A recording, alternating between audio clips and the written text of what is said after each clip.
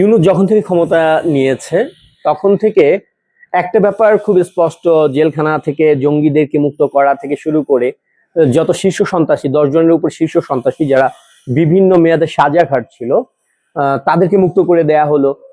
হিজবুতের যে যারা জঙ্গি ছিল তাদেরকে মুক্ত করা হলো। মানে এই যে পুরো প্রক্রিয়াটা, এবং এই প্রক্রিয়াটা আরো খুব সুন্দরভাবে আমরা ক্লিয়ার হই যে আজকে রাজনীতিতে কারা মানে কাদের পুনর্বাসন হচ্ছে। যেই ডেস্টিনি বাংলাদেশের মানুষের হাজার কোটি টাকা লুটপাট করেছে, যে কারণে এটা মানে সাজা খাটা একটা মামলা খাওয়া একটা প্রতিষ্ঠান, অনেক মানুষকে নিঃস্ব করে দেওয়া একটা প্রতিষ্ঠান, যার প্রধান এখন একটা নতুন রাজনৈতিক দল করতেছে।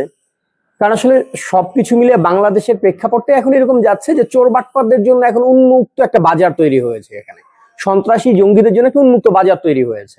এখানে কোনো রকম সন্ত্রাসের বিরুদ্ধে কথা বলার কেউ নেই, এখানে কোন রকম অপরাধীর বিরুদ্ধে কথা বলার কেউ নেই।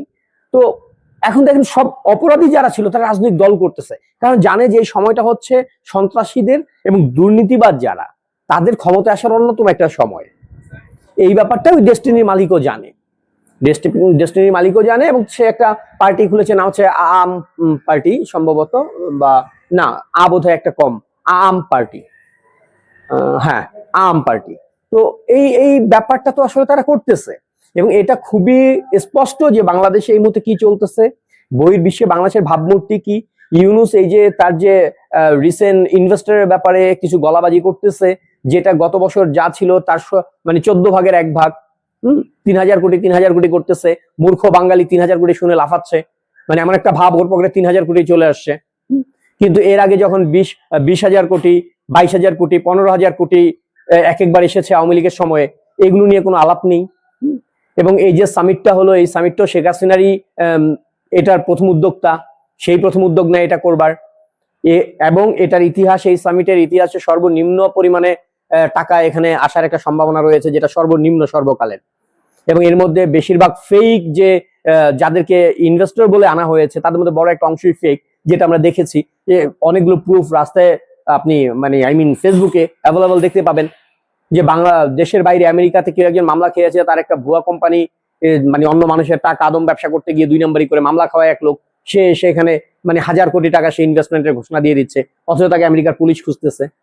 ভারতের রাস্তায় ঘরে এক লোক, যার একটা কোম্পানি, যেটা গুগল থেকে শুরু করে ওয়েবসাইটে কোনো যোগাযোগের ঠিকানা নাই, একটা নামমাত্র একটা কোম্পানির জাস্ট একটা ওয়েবসাইট খুলে রাখছে, হ্যাঁ, সেই লোক যে চটি পরা মুম্বাইয়ের রাস্তায় ঘোরে, দিল্লির রাস্তায় ঘোরে, সে এখানে এসে বলতেছে সে 5,000 কোটি টাকা ইনভেস্ট করে ফেলবে।